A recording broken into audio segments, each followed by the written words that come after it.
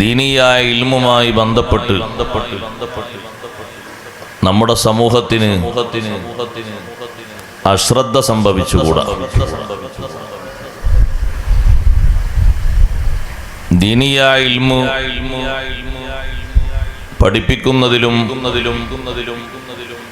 അതിന് പ്രചോദനം നൽകുന്നതിലും മുൻഗാമികൾ ശ്രദ്ധിച്ചതുപോലെ ഉത്സാഹിച്ചതുപോലെ ഏറ്റവും കൂടുതൽ ശ്രദ്ധിക്കുകയും ഉത്സാഹിക്കുകയും ചെയ്യണം.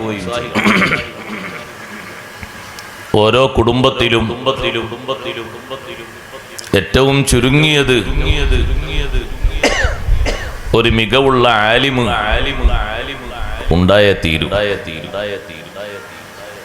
ചിലർ ചോദിക്കും, ഉസ്താദേ ഇവിടെ തന്നെ നോക്ക്, നിങ്ങൾ എത്ര മുത്താലിമുകളാ. ഇങ്ങനെ നമ്മുടെ ജില്ലയിലും സ്റ്റേറ്റിലൊക്കെ കോളേജുകളും ദർസുകളും നോക്കുമ്പോൾ ആളുകളൊക്കെ അത്യാവശ്യം മതി എന്ന രീതിയിലല്ലേ തോന്നുന്നത്? അല്ല. എന്താ അങ്ങനെ പറയാൻ കാരണം? ഇപ്പോഴും സഹോദരങ്ങളെ ഓരോ കുടുംബങ്ങളിലേക്ക് വിവിധ വിഷയങ്ങളുമായി ബന്ധപ്പെട്ട് നാം കടന്നു ചെല്ലുമ്പോഴാണ് വിവരക്കുറവിന്റെ കാര്യം മനസ്സിലാകുന്നത്. നല്ലോണം വിവരമുള്ള ആളുകൾ, ഇൽമുള്ള ആളുകൾ പഴയ കാലത്തെ പോലെ ആലിമൊന്നും ആയിട്ടില്ലെങ്കിലും ഫത്ഹുൽ മുഈനും അതുപോലെയുള്ള കിതാബുകളൊക്കെ ഓതി പഠിച്ച് തഴക്കമുള്ള സാധാരണക്കാരുണ്ടെങ്കിൽ വലിയ പേടില്ലായിരുന്നു. അതേ സമയത്ത് ഉണർത്തിക്കൊടുക്കാൻ ശരിയായ ഇൽമില്ലെങ്കിൽ അബദ്ധങ്ങൾ ഒരുപാട് സംഭവിക്കും. ഇപ്പൊ അടുത്തൊരു സ്ഥലത്ത് വലിയ സന്തോഷത്തോടുകൂടെ നടത്തുന്ന ഒരു സദ്യയാണല്ലോ അഖീഖ എന്ന് പറയുന്നത്. 10 സദ്യകൾ സുന്നത്തുണ്ട്. പക്ഷെ പലതും സുന്നത്തായി പുറത്ത് കാണാറില്ലെന്നേ ഉള്ളൂ. അല്ലേ? മാർക്കം നടത്തിയാൽ ഒരു വലീമത്ത് സുന്നത്തില്ലേ? ആരാ കൊടുക്കാറുള്ളത്? കിട്ടുന്ന ഡ്രസ്സും മുട്ടായൊക്കെ വാങ്ങിക്കുന്നല്ലാതെ മാർക്കം ചെയ്ത് വന്നാൽ ഒരു വലീമത്ത് സുന്നത്തുണ്ട്. വലീമത്ത് എന്ന് പറഞ്ഞാൽ കല്യാണത്തിന് മാത്രമൊന്നുമല്ല. അൽ വലാഇമു അശ്റുൻ, വലീമത്തുകൾ 10 ഉണ്ട്. അതിൽ പ്രധാനപ്പെട്ട ഒന്നാണ് ഇന്ദൽ ഖിതാൻ, മാർക്കം ചെയ്യുന്ന സമയത്ത്. അതിനു മുമ്പേ ആദ്യം വരുന്ന ഒന്നാണ് അഖീഖ. ആ അഖീഖ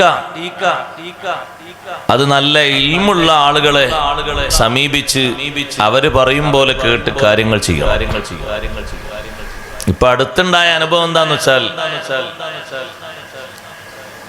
അർത്ഥം ചോദിച്ചു. നമ്മൾ അവിടെ എത്തിയപ്പോ സാധാരണ ചോദിക്കുമല്ലോ മൃഗത്തെ അർത്ഥം. നല്ലൊരു മൃഗത്തെ കെട്ടിക്കൊണ്ട് വെച്ചിട്ടുണ്ട്. വയസ്സും പ്രായമൊക്കെ റെഡിയാണ്, അതിനൊന്നും കുഴപ്പമില്ല. അറവ് നടത്തുന്ന ആളും അറിയുന്ന ആൾ തന്നെ. പക്ഷെ അതിന് വീട്ടുകാരൻ പറഞ്ഞു, മുടി കളയാനുള്ള ആളെത്തിയിട്ടില്ല, 2 കത്തിയോ ഒപ്പല്ലേ വെക്കണ്ടേന്ന് വെച്ചു. ഇത് നിങ്ങൾ കരുതണ്ട ബാംഗ്ലൂരിലാണ്, മലപ്പുറം ജില്ലത്തെ പരിപാടി പറഞ്ഞത്, അല്ലാതെ വേറെ എവിടെയല്ല. നമ്മുടെ മലപ്പുറം ജില്ലത്തെ സ്ഥലത്തായി പറഞ്ഞേ, നമ്മൾ വിഷയമായി പറഞ്ഞ ഉദാഹരണം ഞാൻ പറയണേ. എന്താ അങ്ങനെ പറയാൻ കാരണം? ഇപ്പോഴും ജഹാലത്ത് നിലനിൽക്കുന്നുണ്ട് എന്നതിൻ്റെ ഒരു അടയാളാണത്. അങ്ങനെ ഉണ്ടോ? 1-2 കത്തി ഒപ്പര വെക്കണ്ട്. കുട്ടിയുടെ തലയിലും മൃഗത്തിന്റെ കഴുത്തിലോ അല്ലേ?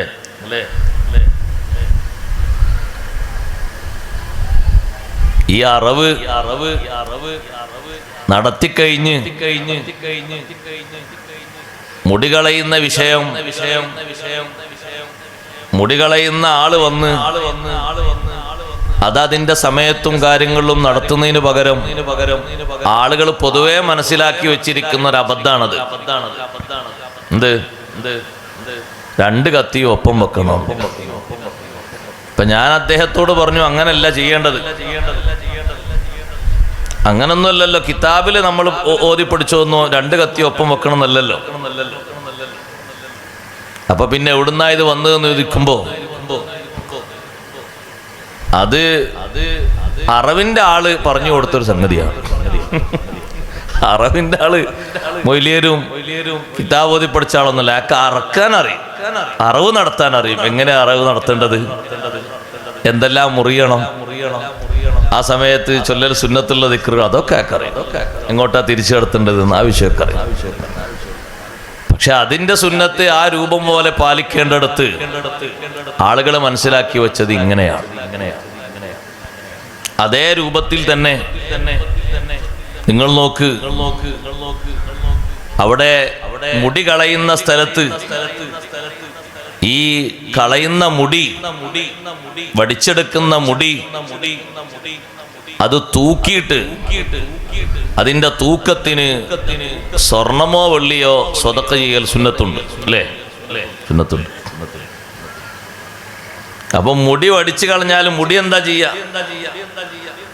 മുടി അവിടെ ഭദ്രമായി സൂക്ഷിക്കാണ്. എന്തിനാ സൂക്ഷിക്കുന്നത്? ഒന്നിനുമല്ല, സൂക്ഷിക്കുന്നത് ഈ തൂക്കാനാണ്. ഇത് കഴിഞ്ഞാൽ അത് കുഴിച്ചു മൂടണം. അതാണ് അതിന്റെ സുന്നത്ത്. അല്ല പെട്ടിയിലാക്കി തൂക്കി എടുത്തക്കൽ സുന്നത്തൊന്നുമില്ല. തൂക്കണ സമയം വരെ അത് എടുത്തു വെക്കും. തൂക്കം കിട്ടിയാൽ അതിന് ഇത്ര ടൈമൊന്നും വേണ്ട, അത് കുഴിച്ചു മൂടണം. ഈ മുടി കൊണ്ടുപോയിട്ട് സഹോദരങ്ങളെ എന്താ പണിയെന്ന് ചോദിക്കുമ്പോ അത് പുഴയിൽ വയ്ക്കാൻ കൊണ്ടുപോവാണ്. അതെന്താ ഏർപ്പാട്? അങ്ങനെ ഉണ്ടോന്ന് ആരംഭം എന്നുള്ള ഒരു സുന്നത്ത്. കുഴിച്ചു മൂടലല്ലേ സുന്നത്ത്? നഖം വെട്ടിയാൽ എന്താ ചെയ്യേണ്ടത്? അത് കുഴിച്ചു മൂടണം. പുരുഷന്മാരുടേത് കുഴിച്ചു മൂടൽ സുന്നത്താണ്, സ്ത്രീകളുടേത് കുഴിച്ചു മൂടൽ നിർബന്ധമാണ്. ഒഴിവാക്കി പോകുന്ന മുടിയും വെട്ടിക്കളയുന്ന നഖമൊക്കെ.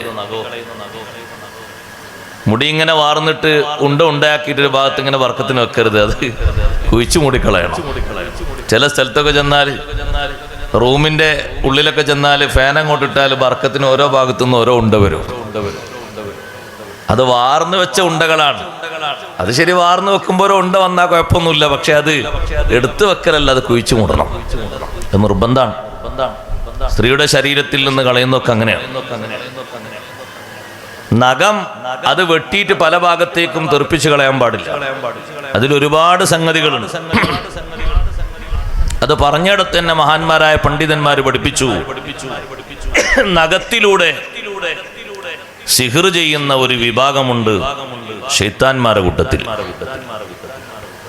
സിഹിറിന് വേണ്ടി ഉപയോഗിക്കുന്ന അവശിഷ്ടങ്ങളിൽ ഒന്നാണ് നഖം. നീ ഒറ്റ കുട്ടി നഖം അവിടെ ഇവിടെയും കളിയില്ല. കാരണം സിഹിർ എന്ന് പറഞ്ഞാൽ അത്രയും വലിയ പീടിയല്ലേ. അല്ലോ, ഈ സിഹിർ വരുന്ന പറയുമ്പോൾ പിന്നെ പേടിയായി പോയി. അതിന് ഉപയോഗപ്പെടുത്തിയിട്ടുണ്ട് പഴയ കാലത്ത് ഒഴിവാക്കപ്പെടുന്ന നഖങ്ങൾ.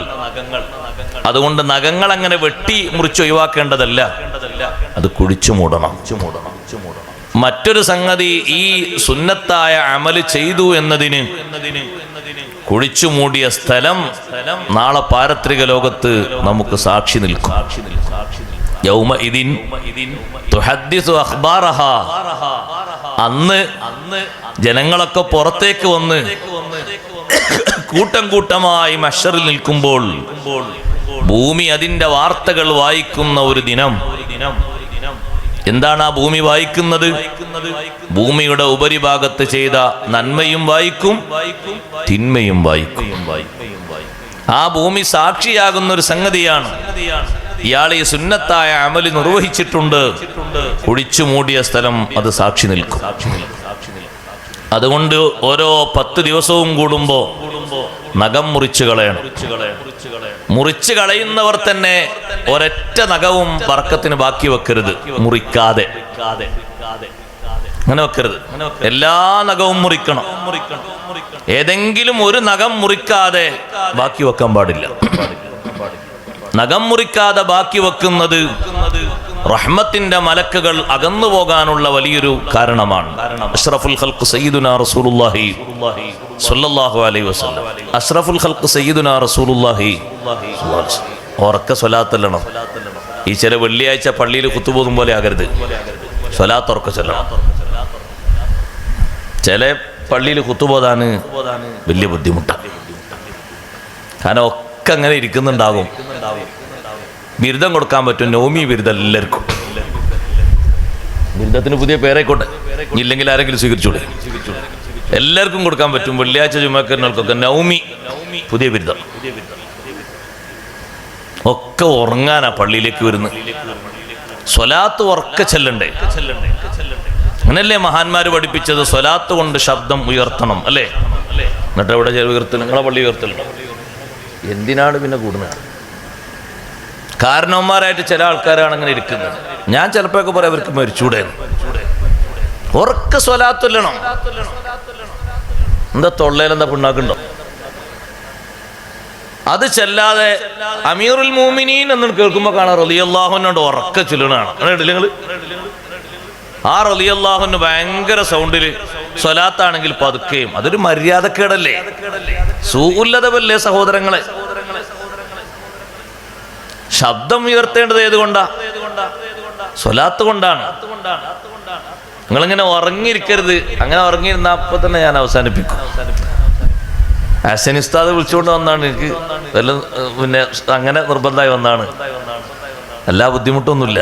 അതുകൊണ്ട് സ്വലാത്ത് ഉറക്കെ ചൊല്ലണം. അത് രണ്ടാളിരിക്കുകയാണെങ്കിൽ രണ്ടാള്, 150, 200, 300 ആൾ വേണമെന്നുള്ള നിർബന്ധമൊന്നുമില്ല. ഒരു നിർബന്ധമില്ല. ഇരിക്കുന്നവർ കേൾക്കുന്നവർ സ്വലാത്ത് ഉറക്കെ ചൊല്ലിക്കൊള്ളണം. ബഖീലാകാൻ പാടില്ല. ആരാ ബഖീല്? അൽ ബഖീലു മൻ ദുക്കിർതു ഇൻദഹു ഫലം യുസല്ലി അലയ്യ.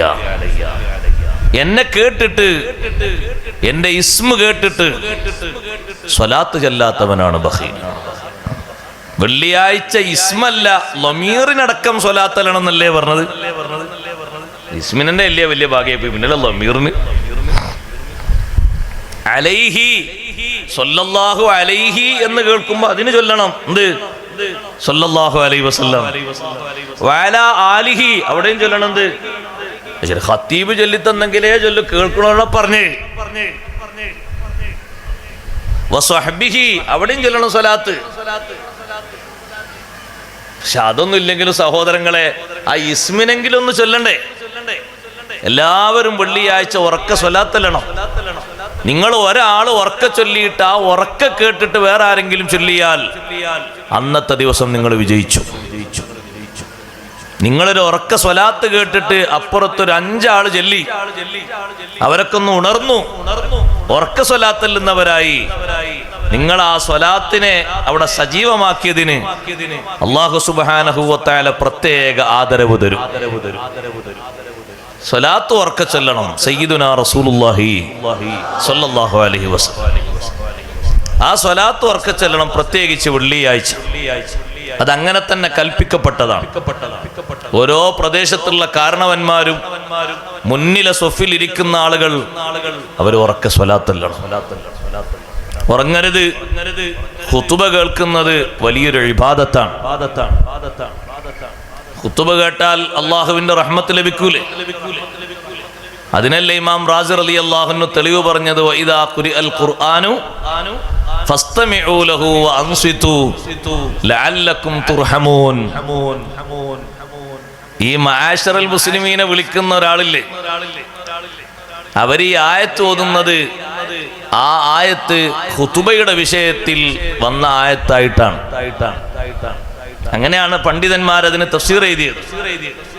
അതിൽപ്പെട്ടൊരു മഹാനാണ് ഇമാം റാസി റളിയല്ലാഹു അൻഹു. വൈദാ ഖുരിഅൽ ഖുർആനു എന്നതിന് മഹാനവറുകൾ തഫ്സീർ എഴുതി, അയിൽ ഖുതുബത്തു. ഖുതുബക്ക് ഖുർആൻ എന്ന് പേര് വെക്കാനുള്ള കാരണം ഖുർആനിക ആയത്തുകളും ഉപദേശങ്ങളും ഉൾപ്പെട്ടതാണ് ഖുതുബ. അപ്പൊ ഖുതുബ നടത്തപ്പെടുമ്പോ ഫസ്തമിഉ ലഹു വഅൻസിതു, സാഗൂതം അത് ശ്രവിക്കണം, ശ്രദ്ധിക്കണം. കേട്ടാൽ മാത്രം പോരാ. അങ്ങനെയാണ് ഇവന് അങ്ങനെ പറയണ്ടേയില്ല.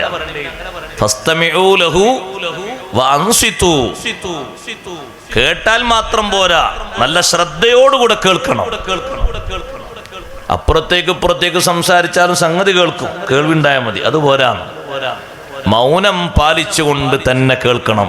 ലഅല്ലക്കും തുർഹമൂൻ, നിങ്ങൾ റഹ്മത്ത് ചെയ്യപ്പെടുന്നവരാകാൻ വേണ്ടി, അള്ളാഹുവിന്റെ റഹ്മത്ത് നൽകപ്പെടുന്നവരാകാൻ വേണ്ടി. ഇപ്പൊ സഹോദരങ്ങളെ, അഷ്റഫുൽ ഖൽഖ് സയ്യിദുനാ റസൂലുള്ളാഹി സ്വല്ലല്ലാഹു അലൈഹി വസല്ലം തങ്ങൾ എന്തേനടുക്ക് പറഞ്ഞ് സ്വലാത്ത് പറഞ്ഞപ്പോ ഒരു വിഷയം പറഞ്ഞാണ്. അതിന് മുമ്പ് എന്തേ പറഞ്ഞു? മറന്നുപോയോ? നഖം മുറിക്കാം. കുറച്ചു കാലം ജിബ്രീൽ അലൈഹിസ്സലാം വരാത്ത ഒരു സമയം ഉണ്ടായിരുന്നു.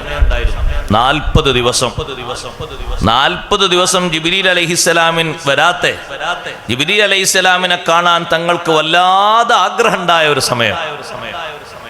അപ്പൊ മക്കയിലെ ചില ആളുകളൊക്കെ ചോദിക്കുന്നുണ്ട്, അല്ല എന്താപ്പങ്ങളെ ശൈത്താനെ കാണാത്തത്? മക്കയിലെ മുശ്രിക്കുകൾ അങ്ങനെ വിളിച്ചിരുന്നു. കാരണം അവരുടെ രഹസ്യങ്ങളും അവരുടെ വിഷയങ്ങളൊക്കെ ജിബ്രീൽ അലൈഹിസ്സലാം എത്തിച്ചു കൊടുക്കുന്നുണ്ട്. ജിബ്രീലിനോട് അവർക്ക് ഭയങ്കര താല്പര്യമാണ്. അതുകൊണ്ട് ജിബ്രീൽ അലൈഹിസ്സലാമിനോടുള്ള ദേഷ്യം കൊണ്ട് അവർ ചോദിക്കാണ്, എന്താ അപ്പൊ ശൈത്താനെ കാണാത്തത്? നിങ്ങളെ ഒഴിവാക്കിയോ? റബ്ബ് നിങ്ങളെ ഒഴിവാക്കിയോ? നിങ്ങളെ റബ്ബിന് വേണ്ടേ? അപ്പോഴാണ് സഹോദരങ്ങളെ അല്ലാഹു സുബ്ഹാനഹു വ തആല നബി സല്ലല്ലാഹു അലൈഹി വസല്ലം തങ്ങളെ സമാധാനിപ്പിച്ചുകൊണ്ട് ആയത്തിറക്കിയത്, വല്ലുഹാ വല്ലൈലി ഇദാ സജാ മാ വദ്ദഅക റബ്ബുക വമാ ഖലാ. വല്ലുഹാ, ലുഹാ സമയത്ത് നല്ലവണ്ണം പ്രകാശിക്കുന്ന സൂര്യപ്രകാശം പോലെ വർണ്ണിച്ചാൽ വർണ്ണിച്ച് തീർക്കാൻ കഴിയാത്ത പൂമുഖം തന്നെയാണ് സത്യം. അങ്ങനെ ഒരു തഫ്സീറുണ്ട്, അതനുസരിച്ചാണ് അങ്ങനെ അർത്ഥം വെച്ചത്. വേറെയും തഫ്സീറുണ്ട്. വല്ലൈലി ഇദാ സജാ, രാത്രി ഇരുൾ മുറ്റിയാൽ എന്തൊരു സൗന്ദര്യമുണ്ട്. അതുപോലെ സൗന്ദര്യമുള്ള കേശമുള്ള നബിയെ, അങ്ങയുടെ മുഖത്താണ് ഏറ്റവും സൗന്ദര്യമുള്ള കേശമുള്ളത്. ആ തിരുകേശം തന്നെയാണ് സത്യം. മാ വദ്ദഅക റബ്ബുക വമാ ഖലാ, അങ്ങയുടെ റബ്ബ് തങ്ങളെ ഉപേക്ഷിച്ചിട്ടില്ല, അങ്ങയോട് ഒരു നിലക്കും ഒരു വിരോധവും വെച്ചിട്ടില്ല. ജിബ്രീൽ അലൈഹിസ്സലാം വന്നപ്പോ പറഞ്ഞു, ജിബ്രീലേ, നിങ്ങളെ കാണാൻ എനിക്ക് വല്ലാതെ ആഗ്രഹമായി പോയി, എന്തേ നിങ്ങൾ വരാതിരുന്നത്? ജിബ്രീൽ അലൈഹിസ്സലാം അവിടെ 3 കാരണങ്ങൾ പറഞ്ഞു എന്ന് ഇമാം റാസി റളിയല്ലാഹു അൻഹു വിശദീകരിക്കുന്നുണ്ട്. അതിൽ ഒരു കാരണം, ഞാൻ വരാത്ത സന്ദർഭങ്ങളിൽ മുഴുവനും തങ്ങളോടൊപ്പം ഉണ്ടായിരുന്നു ചില ആളുകൾ. അവർ ചില നഖങ്ങൾ വെട്ടിയിട്ടുണ്ടായിരുന്നില്ല. നഖങ്ങൾ വെട്ടാത്ത ചില ആളുകൾ തങ്ങളോടൊപ്പം ഉണ്ടായിരുന്നു. അത് എനിക്ക് വരാനുള്ളതിനൊരു തടസ്സമായി മാറി. ഒരു നഖവും വെട്ടാതെ ഉപേക്ഷിക്കരുത്. തള്ളവിരലിന്റെ നഖമാണെങ്കിലും ചെറിയ വിരലിന്റെ നഖമാണെങ്കിലും മുഴുവനും വെട്ടണം. വെട്ടാൻ പറഞ്ഞ സമയങ്ങളിൽ ആ രൂപങ്ങളിൽ അഭാവങ്ങളിൽ തന്നെ വെട്ടണം. വെട്ടിയതിനു ശേഷം അതൊരു ചെറിയ കുഴി കുഴിച്ചതിൽ കുഴിച്ചു മൂടണം. ആ സമയത്തുള്ള സുന്നത്തുകളൊക്കെ പാലിക്കണം. നഖം വെട്ടാതെ ഒരു നഖവും ഉപേക്ഷിക്കരുത്. പണ്ഡിതന്മാര് പഠിപ്പിച്ചില്ലേ, വെട്ടാത്ത ഒരു നഖം ഏതെങ്കിലും ഒരാളെ ശരീരത്തിൽ പറ്റിയിട്ട് പരിക്ക് പറ്റിയാൽ, മുറിവ് പറ്റിയാൽ, മുറിവ് മാറുന്നത് വരെയുള്ള ചികിത്സക്കുള്ള കാശ് നഖം വളർത്തിയവൻ കൊടുക്കണം. അങ്ങനെ വേണ്ട. വലിയ നഖം കൊണ്ട് നടന്നിട്ട് ആളുകളെ ശരീരത്തിൽ കോറിപ്പോയാല് ഇത് വിഷല്ലേ? അത് വിഷാംശത്തിൽ ഏതെങ്കിലും ചെറിയൊരു അംശം കിടന്ന് ടൈം എടുത്താൽ അത് ഷുഗറൊക്കെ ഉള്ള ആളുകൾ കുറച്ചുകൂടി ടൈം എടുക്കും. അപ്പൊ അത്രയും അയാൾ നഖം വർത്താൻ നഖം ആ ടൈം ആകുമ്പോഴേക്ക് വെട്ടണം. നഖം വെട്ടാത്ത ആളുകൾ കൂടെ ഉണ്ടായിരുന്നു, അതുകൊണ്ടാ വരാതിരുന്നത് എന്ന് 3 കാരണങ്ങളിൽ ഒരു കാരണമായി പറഞ്ഞപ്പോ സത്യത്തിൽ അത് വളരെ മോശപ്പെട്ട സംഗതിയാണ്. നഖം അതിന്റെ സമയമാകുമ്പോഴേക്ക് വെട്ടണം. അഷ്റഫുൽ ഖൽഖ് സല്ലല്ലാഹു അലൈഹി വസല്ലം തങ്ങൾ പഠിപ്പിച്ച സുന്നത്താണ്. വെട്ടിയാൽ അത് അങ്ങനെ പുറത്തേക്ക് അങ്ങനെ വലിച്ചു കളയരുത്, കുഴിച്ചു മൂടണം. വെട്ടിയ ഉടനെ തന്നെ കൈകൾ കഴുകണം, വൃത്തിയാക്കണം. വെള്ളിയാഴ്ച ഭംഗിയാകുന്ന കൂട്ടത്തിൽ പ്രത്യേകം ഉണർത്തിയത് കൂടിയാണത്. വെള്ളിയാഴ്ചയാണ് അതിന് സമയമായതെങ്കിൽ വെള്ളിയാഴ്ച ചെയ്യണം, അല്ലെങ്കിൽ വ്യാഴാഴ്ചയാക്കണം, അല്ലെങ്കിൽ തിങ്കളാഴ്ചയാകണം. ഈ സമയങ്ങളിൽ ഏതെങ്കിലും ഒന്ന് തെരഞ്ഞെടുത്ത് നഖം വെട്ടണം.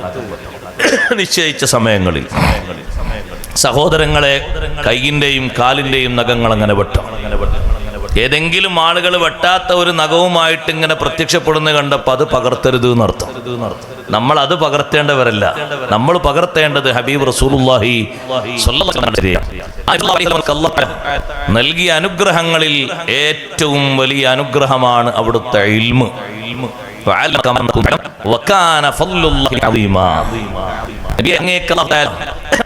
പഠിപ്പിച്ചു തന്നു, എല്ലാം പഠിപ്പിച്ചു തന്നു. വഅല്ലമക മാ ലം തകുൻ തഅലം വകാന ഫളലുല്ലാഹി അലൈക അളീമാ.